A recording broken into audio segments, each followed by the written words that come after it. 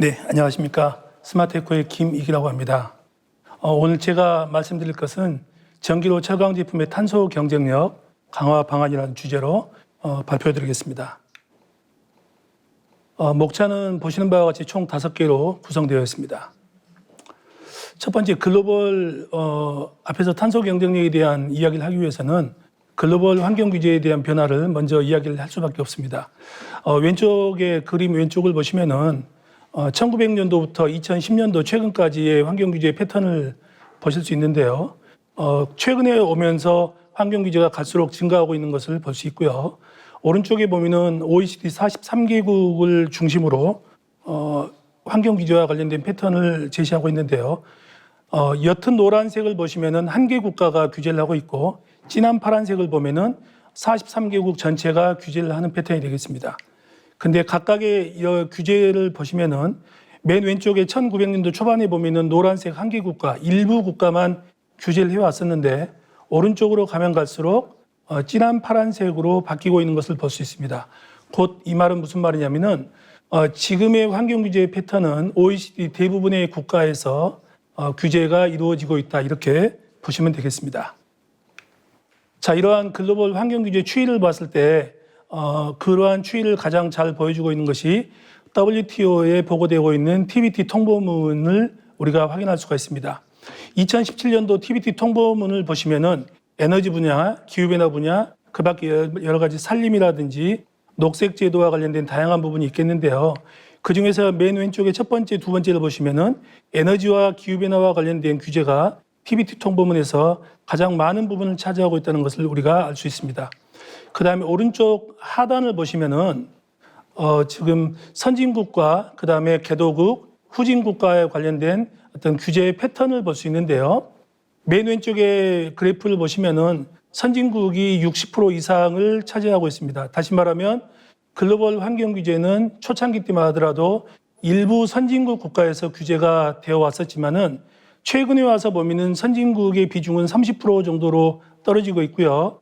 개도국이 60% 차지하고 있고 나머지가 후진국이 되고 있습니다.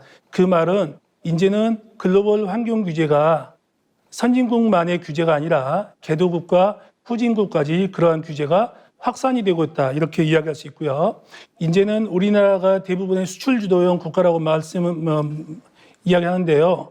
우리나라에서 해외에 수출할 때 이제는 미국이나 일부 선진국의 규제만을 우리가 염두에 두는 상황이 아니라 이제 개도국이라든지 후진국에서의 환경 규제에 대해서도 효과적으로 대응하지 않으면 안 되는 그런 상황이 됐다고 말씀드릴 수 있습니다. 자, 이러한 글로벌 규제는 어떠한 것이 대상이 되는가를 말씀드리겠는데요. 일반적으로 환경과 관련된 이야기를 보면은 기후변화, 수질오염, 폐기물 처리, 대기오염 물질, 제품 유해성, 소음, 진동, 악취와 같은 것들을 볼 수 있는데, 이 중에서 글로벌 환경 규제 대상이 되는 것은 폐기물 처리 부분이라든지 제품 유해성, 기후변화, 이 세 가지 패턴이 주류가 되겠다고 말씀드릴 수 있습니다. 자, 이러한 규제에 대한 절차를 보시면은 1단계하고 2단계가 있는데요. 1단계의 규제는 대부분 다 사업장과 관련된 규제가 되겠습니다. 우리나라에서 보면은 화학물질과 관련돼서는 화학물질 관리법이라는 게 있었고요. 자원순환과 관련돼서는 자원재활용법이라는 법이 있었고요. 그 다음에 온실가스와 관련돼서는 배출권 거래제에 의해서 이미 사업장 단위의 규제가 이루어지고 있었습니다. 하지만 그게 2단계의 규제가 되면서 리치라든지 ROHS와 관련된 화학물질 규제, 그 다음에 자원순환과 관련돼서는 WLTP라고 하는 이런 규제가 만들어졌고요. 그 다음에 온실가스와 관련돼서는 이후에 탄소 국경세와 같은 이런 규제가 나오게 됐습니다. 자, 그럼 여기서 조금 더 이야기를 드려보면은 우리가 기후변화라는 이야기를 하고 있는데, 기후변화라고 하는 것은 엄밀히 말해서 온실가스를 줄이는 데 있어서 절체절명의 상황이다라고 말씀을 드릴 수가 없습니다. 다시 말하면 온실가스를 줄여야 된다라고 하는 당위적인 이야기를 하고 있고, 그래서 그거에 따라서 우리나라 기업들이 온실가스를 줄이는 데 있어서 좀 더 줄였으면 좋겠기 때문에 경제적인 메커니즘을 도입을 해서 온실가스를 줄이는 기업에게 좀 더 인센티브를 주는 그런 방식으로 갔었는데, 2015년도 파리 기후협약 이후로 글로벌 컨센서스가 어떻게 바뀌었냐면은 이제는 기후위기 시대라고 되어 있습니다. 다시 말하면 온실가스를 줄이지 않으면 이제는 우리는 더 이상 살 수 없는 그런 상황까지 도달할 수 있다는 것에 인식을 같이 하고 있기 때문에 이제는 온실가스에 대해서 경제적인 메커니즘에 따른 배출권 거래가 아니라 이제는 탄소 국경세라든지 아니면은 수입을 막는 형태의 규제 패턴으로 전환되지 않으면 안 되는 상황입니다. 근데 여기서 우리가 하나 더 고민해야 될 부분이 뭐냐면은 기존의 사업장 단위의 온실가스 규제에서 제품 단위 소비 기반의 온실가스 규제로 바뀌면서 뭐가 바뀌고 있었냐면은 사업장 단위의 규제에서는 우리 사업장에서 직접적으로 통제할 수 있는 직간접 온실가스 배출에 대해서 산정하고 규제하는 패턴이었지만은 소비 기반의 온실가스 규제가 되면서 우리 회사에서 통제할 수 있는 직간접 온실가스 배출 말고 우리 회사에서 통제가 불가능한 간접 배출까지를 포함한 라이프사이클 CO2 규제가 지금 현재는 현실화가 되고 있다는 이야기가 되겠습니다. 자, 이러한 라이프사이클 CO2 규제를 보여주는 대표적인 것이 EU의 탄소 국경세가 되겠습니다. 폰데르 라이엔 의장이 지금 들어오면서 EU의 새로운 집행위원장이 제시하고 있는 대표적인 정책이 탄소 국경세가 되겠는데요. 이러한 탄소 국경세는 EU의 제4차 EU ETS 제도가 도입되면서 EU에서 무상할당으로 있었던 그런 기업들 중에서 유상할당으로 전환된, 즉 탄소 누출이 있는 업종들 중에서 온실가스 배출량 산정이 비교적 쉬운 가치 사설이 짧은 제품들을 대상으로 1차적으로 EU의 탄소 국경세가 도입되겠습니다. 그 대표적으로 보면은 OECD에서 제시했던 중저위 기술에 해당되는 시멘트, 철강, 유리, 세라믹, 고무와 같은 이러한 기초 소재 중심으로 규제가 먼저 진행된다고 보시면 되겠습니다. 근데 그린비즈라고 하는 이런 잡지에서 이야기가 나왔지만은 이러한 온실가스 배출량 산정에 있어서 어떠한 방식을 따르겠느냐라고 했을 때 글씨가 잘 안 보이지만 여기를 보시면은 ISO 14067번에 따른 온실가스 배출량을 산정할 수 있다라고 이렇게 되어 있는데 이 말이 무슨 말이냐면은 이제는 제품에 대해서 라이프사이클 CO2에 의한 온실가스 배출량을 산정하고 이거에 따른 탄소 국경세가 이루어진다 이렇게 보셔야 될 것 같습니다. 그 다음에 미국의 캘리포니아에서 하고 있는 청정구매법이 있습니다. 이 청정구매법은 앞으로 도입될 규제가 아니라 이미 지금 현재 규제가 이루어지고 있습니다. 여기 보시면은 작년 2019년도를 보시면은 2019년도는 미국 캘리포니아 주에 입찰을 하는 일부 제품들에 대해서 입찰을 할 때 의무적으로 LCA 정보를 의무적으로 제출해야 됩니다. 올해부터는 LCA 정보가 의무적으로 제출되지 않으면은 입찰을 막고 있습니다. 그래서 올해 LCA 정보가 제출이 되면은 그러한 정보를 기반으로 해서 평균치를 만들고요. 내년 1월 1일 날 평균치가 공개가 됩니다. 그래서 내년 하반기부터는 그런 평균치를 오버하는 제품에 대해서는 정식적으로 EU 입찰, 미국 캘리포니아 주에 입찰을 못하는 그런 제도가 도입되겠습니다. 이러한 탄소 배출 기준치는 매 3년마다 업데이트가 되겠고요. 매 3년마다 업데이트가 되겠고 이러한 기준치가 상향 조정되는 게 아니라 무조건 하향 조정되는 패턴으로 가겠다라고 미국 캘리포니아 주에서는 이미 발표를 했습니다. 근데 이번에 규제의 대상이 되는 품목들을 보시면은 철강 제품이 있겠고요. 그 다음에 판유리나 미네랄 울 단열재 제품이 있는데 이 세 가지 제품의 공통점은 두 가지가 있습니다. 첫 번째 공통점은 뭐냐면은 이 세 가지 제품은 전부 다 가공하는 과정에서 전기료를 사용한다라고 하는 공통점이 있겠고요. 두 번째는 이 세 가지 제품은 전부 다 주요 원료가 재생 소재다라고 하는 공통점이 있습니다. 다시 말하면은 재생 원료의 비율을 높이지 않고 그 다음에 전기로에서 전기 탄소 배출 계수가 낮추지 않으면은 현실적으로 이러한 규제에서 효과적으로 대응하기 어렵다라는 이런 상황이 되겠다고 말씀드릴 수 있습니다. 이후에서 철강 제품의 미국의 철강 제품에 대한 규제를 보면은 크게 보면은 스트럭처럴 스틸 제품하고 다음 페이지에 보시는 콘크리트 리인포싱 스틸 이 두 가지 제품이 있습니다. 먼저 스트럭처럴 스틸 제품을 보시면은 총 세 가지가 있죠. 여기 보면은 핫 롤드 섹션 파트가 있고요. 그다음 여기 보면은 할로우 스트럭처럴 섹션 파트가 있고요. 마지막에 플레이트 머티리얼 파트 이렇게 세 가지 파트가 있는데요. 이 세 가지 파트에 대한 총 11개의 제품에 대해서 규제를 하겠다라고 제시가 되어 있고 이 세 가지 파트에 대해서 서로 다른 세 가지의 최대 탄소 허용 배출 기준치가 내년 1월 1일 날 제시가 되겠습니다. 그다음에 또 하나 콘크리트 리인포싱 스틸과 관련돼서는 지금 대상이 되는 제품이 카본 스틸 바라는 제품하고요. 로우 얼로이 스틸이라고 하는 이러한 두 가지 제품이 되겠는데요. 이 두 가지 제품에 대해서 콘크리트 리인포싱 스틸이라고 하는 제품으로 통합해서 한 개의 최대 허용 탄소 배출량 기준치가 내년 1월 1일 날 제시가 됩니다. 그러면은 온실가스 배출량을 산정하는 기준치는 어떻게 만들어지느냐? 밑에 보시는 바와 같이 스크랩을 가지고 우리가 수거하는 그런 과정이 있겠고요. 이런 스크랩 철강을 가지고 철강 제품을 만들어가는 스틸 밀 공정이 있겠고요. 나중에 그런 과정을 통해서 가공 과정이 있겠는데요. 이 가공 과정을 제외하고 스크랩을 수입하거나 그다음에 수거하는 과정부터 철강 제품을 만들어가는 이 과정에 대해서 온실가스 배출량을 산정하겠다. 이렇게 명확하게 방향을 제시하고 있습니다. 자, 근데 우리나라 전기로 철강 제품에 대해서 온실가스 배출에 대한 스펙트럼을 먼저 보겠습니다.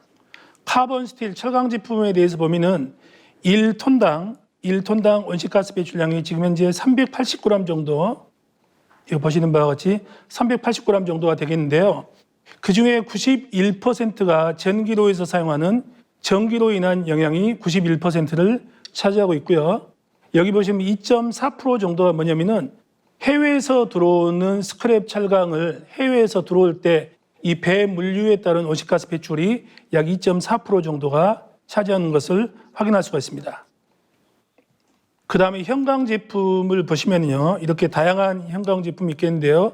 현강 제품에 대해서 기본적으로 온실가스 배출에 대한 에버리지 값은 400g이 조금 넘습니다. 400g이 넘는 온실가스 배출을 가지고 있고요.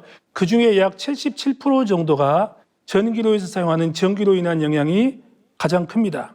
해외에서 수송에 따른 온실가스 배출 부하가 약 2% 정도를 차지하는 것을 알 수가 있습니다.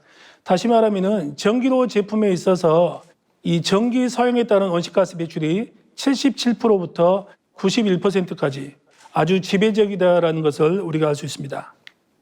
근데 우리나라 철강 제품의 탄소 경쟁력 수준이 글로벌 수준에 비해서 어느 정도인가를 보는 그래프가 되겠는데요. 지금 여기 나와 있는 글로벌이라고 되어 있는 이 부분은 세계 철강협회에서 공개하는 공식 통계 데이터가 되겠고요. 각 나라별 데이터는 공식 데이터가 아니기 때문에 현재 그 데이터는 제가 참조를 못했습니다. 그래서 두 개를 놓고 비교할 때 철근 제품만 놓고 보면은 우리나라에서 나오는 제품에 비해서 글로벌 수준이 약 5.3배 정도 높다라는 것을 알 수 있고요. 현강 제품에 대해서는 약 3.3배 정도 글로벌이 높다라는 것을 알 수 있습니다. 이 말은 다시 말해서 우리나라의 전기로 제품은 100% 스크랩으로 이루어져 있지만 해외에서의 일반적인 어떤 전기로 철강 제품은 스크랩이 100%가 아니라 상당히 많은 포션이 고로에서 나오는 그런 철강석을 기반으로 한다라고 이야기할 수가 있습니다. 자, 그러면 제가 앞에서 전기에 의한 영향이 77%에서 91% 정도 차지하고 있는데 우리나라에 비해서 우리가 주로 제품을 수출해야 될 미국과 그다음에 우리하고 가장 경쟁을 할 수 있는 중국의 전기 탄소 배출 개수가 얼마나 되는지를 한번 보겠습니다. 미국의 전기 탄소 배출 개수를 제가 미국에서 나와 있는 공식 데이터를 가지고 환산을 해본 결과에 의하면은 미국에는 총 10개의 전력 그리드가 있습니다. 그 10개의 전력 그리드 중에서 오른쪽 그래프에서 보시면은 노란색으로 되어 있는 막대 중에서 겉에 테두리가 빨간색으로 되어 있는 부분이 있습니다. 이 부분이 뭐냐면은 미국의 철강 회사들이 집중되어 있는 지역에 어떤 전기 탄소 배출 개수를 보겠는데요. 일반적으로 미국의 철강 제품이 생산되는 그러한 지역의 탄소 배출 그리드의 배출 원단위는 700g CO2 per 킬로그램 킬로와트 아워 정도가 되겠습니다. 우리나라가 600g CO2 per 킬로와트 아워이기 때문에 우리나라보다 미국이 약간 높다라는 것을 알 수가 있습니다. 그 다음에 지금 슬라이드는 중국의 탄소 배출 개수를 보여주고 있고요. 중국은 총 6개의 전력 그리드를 가지고 있는데 그중에서 노란색 막대 중에서 겉에 테두리가 빨간색으로 되어 있는 부분을 보시면은 우리나라의 탄소 배출 개수인 600g보다 약 2배 이상 높은 것으로 알 수 있습니다. 자, 이상으로 볼 때 전기로 제품에 있어서 전기로 인한 온실가스 배출이 77%에서 91%를 차지하는 상황에서 우리의 주 경쟁 상대가 되는 미국과 중국의 전기 배출 원단위가 우리나라보다 높다라는 것을 알 수가 있었습니다. 자, 이러한 상황으로 비춰볼 때 우리나라의 탄소 경쟁력은 얼마나 되겠는가를 놓고 경쟁력 강화 방안은 무엇인가를 이야기를 해보겠는데요. 앞서 이야기했던 탄소 배출 계수가 우리가 낮기 때문에 우리나라 철강 제품에 있어서 국제 탄소 경쟁력은 안심할 수 있겠구나라고 생각을 하면은 안 된다라고 생각을 합니다. 왜 그러냐면은 지금 여기 보시는 바와 같이 우리나라 신문에 의하면은 유럽의 14개 국가에서는 2030년까지 탈석탄을 완료하겠다라고 이미 발표를 했습니다. 미국의 민주당의 대선 후보인 조 바이든이 말하는 바에 의하면은 자기가 집권을 하게 되면은 집권 4년 동안에 2조 달러를 투입을 해서 청정 에너지 시스템을 미국에다 깔겠다라고 이야기했습니다. 잘 아시는 바와 같이 중국은 온실가스 배출이 상당히 우리나라보다 높은데요. 중국은 2060년까지 탄소 제로, 탄소 중립화를 하겠다고 이미 발표를 했습니다. 이러한 상황에서 우리나라는 어떤가라고 보니까 우리나라의 제8차 전력 수급 계획에 따라서 2017년부터 2031년까지의 전력 수급 계획을 보면은 2030년도에 우리나라의 석탄 발전의 비중이 28.2%까지 낮추겠다 이렇게 되어 있습니다. 지금 유럽의 경쟁 국가나 이런 데에서는 탈석탄을 하겠다라고 되어 있는데 우리나라는 2030년에 석탄 발전의 비중을 28%까지 낮추겠다라고 되어 있고, 자, 이러한 우리나라의 전력 원별 발전 비율을 고려했을 경우에 2017년도를 100으로 놓고 볼 때 2030년도에 우리나라의 전력 탄소 배출 계수는 2017년도보다 25%, 즉 4분의 1 정도가 낮아집니다. 그래서 지금이 600g이니까 2030년 정도는 480g CO2 per kWh 정도의 온실가스 배출을 가질 거라고 봅니다. 근데 중국이 탄소 중립을 선언했고 미국이나 많은 나라에서 탈석탄으로 방향을 가고 있는 상태에서 우리나라가 지금 이러한 형태로 가게 되면은 우리나라의 전력 탄소 배출에 따른 탄소 경쟁력은 결코 안심할 수 있는 상황이 아니다라고 생각됩니다. 그래서 가장 전력 탄소에 대해서 민감한 우리 철강 업종 같은 경우에는 자발적으로 신재생 에너지 비율을 확대를 해서 전력 탄소 배출 계수의 원단위를 낮추는 노력을 현실적으로 하지 않으면 안 되는 그런 상황이다라고 말씀을 드리겠습니다. 두 번째입니다. 앞에서 스크랩에 대해서 해외에서 지금 현재 상태에서 우리나라가 자국 내에 스크랩을 사용하는 비중이 상대적으로 높지만 해외에서 들어오는 스크랩도 많이 있는 것으로 알고 있습니다. 그런데 그런 해외에서 스크랩을 국내로 이송해오는 과정에서 발생하는 CO2가 전체에서 약 2.3% 정도를 차지하고 있는 상태에서 그 2.3%의 CO2를 낮추는 것도 상당히 온실가스 탄소 경쟁력을 높이는 방안이다라고 보는데요. 자, 그렇게 하기 위해서는 근본적으로 철 스크랩에 대한 물질흐름 분석을 통해서 우리나라에서 지금 수거할 수 있는 철 스크랩 양이 얼마인지를 체계적으로 관리하는 것이 상대적으로 중요하다고 봅니다. 철강협회 홈페이지를 가보니까 우리나라에서 30년 동안의 탄소 순환 계획을 보시면은 강 축적량에 대해서 이렇게 제시를 하고 있는 것을 볼 수 있습니다. 이건 상당히 고무적이라고 보여집니다.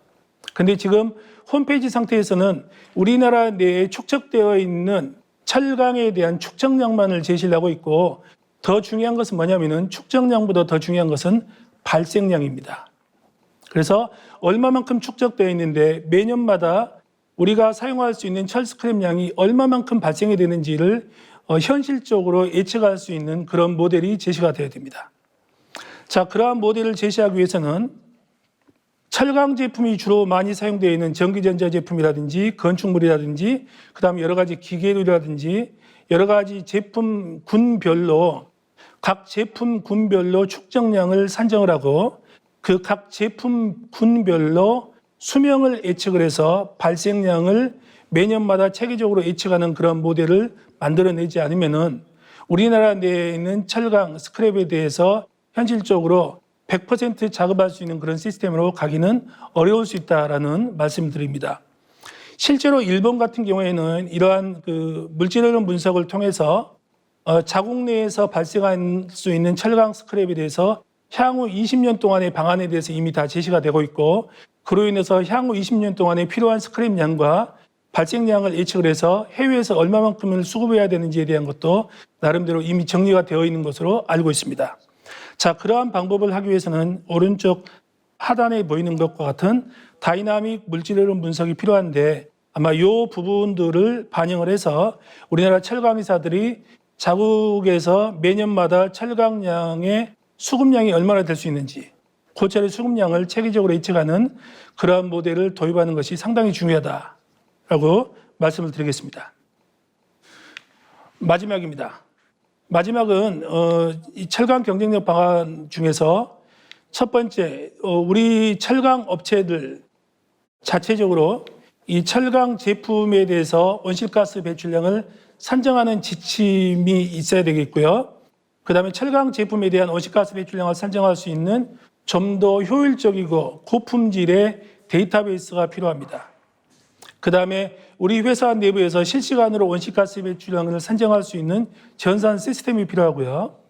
마지막으로 철강 제품에 대해서 온실가스 배출량을 산정할 수 있는 전문화되어 있는 인력들이 필요합니다.